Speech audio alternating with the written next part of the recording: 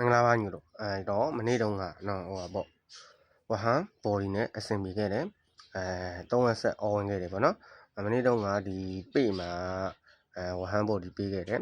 ဒီတော့ရဲ့ဒီ Telegram Channel မှာကျွန်တော်နှစ်ပွဲတင်မယ်လို့ပြောခဲ့တယ်နှစ်ပွဲကတော့အော်ဝင်ခဲ့တယ်နှစ်ပွဲလုံးလည်း Telegram Channel မှာတင်ပေးခဲ့ရနော်ဟောပေါ့ရီရကိုအောက်ရဲမှာစိဘော်ဒီရဲ့ဒီပေမှာတင်တဲ့ဝဟန်ပွဲရဲ့ဆိုရင်တော့အော်ဝင်3ပွဲလုံးအော်ဝင်ခဲ့တယ်ပေါ့နော်3ရက်ဆက်အော်ဝင်ခဲ့တယ်တော့ဒီနေ့မှာဒီပေါ့နော်စနေနေ့တော့တပွဲဒီပေမှာကျွန်တော်တင်ပေးမယ်ပေမှာဘယ်ပွဲလေးလဲဆိုတော့မှာပုံမှာပါတယ်ဒီမှာပါတယ်ဟောပေါ့ဝူဗတ်နဲ့ဖရန်ဘတ်ပွဲစဉ်လေးဖြစ်တယ်ဒီပွဲစဉ်လေးကဂျာမန်လီဂပွဲစဉ်လေးဖြစ်တယ်ဝူဗတ်တို့အနေနဲ့အင်ရှင်ဝူဗတ်တို့အနေနဲ့ကဗျာတန်းစင်းစုံနေမှာတန်းစင်းရဖို့တန်းစင်းဆောင်ကလွတ်ဖို့စူးစမ်းပြီးကြံရမယ်ဖရန်ဘတ်အနေနဲ့ကဗျာဥရောပတနေရာအတွက်ဝင်ခွင့်ရအောင်ကစားရမယ်အဲ့လိုအနေထားမှာဒီအင်ရှင်ဝူဖတ်တို့အနေနဲ့ကဗျာတည်ဆိုရင်9ပြားရှုံးမှာ9ပြားပဲရှုံးမယ်သူတို့နှစ်ပွဲနှစ်သိန်းရဲ့ကိုပေါင်းစိမ်းမှာတော့3အပေါင်း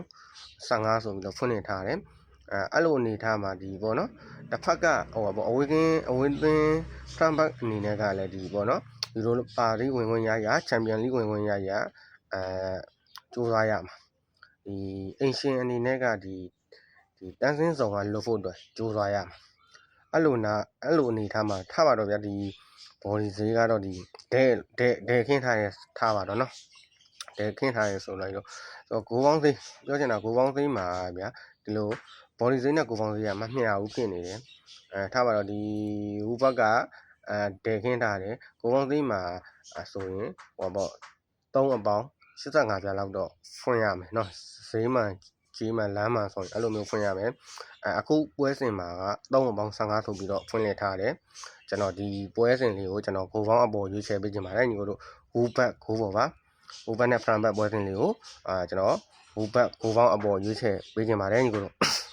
နောက်ထပ်ကျွန်တော်မနေ့တုန်းကလိုပဲကျွန်တော်ထုံးစံအတိုင်း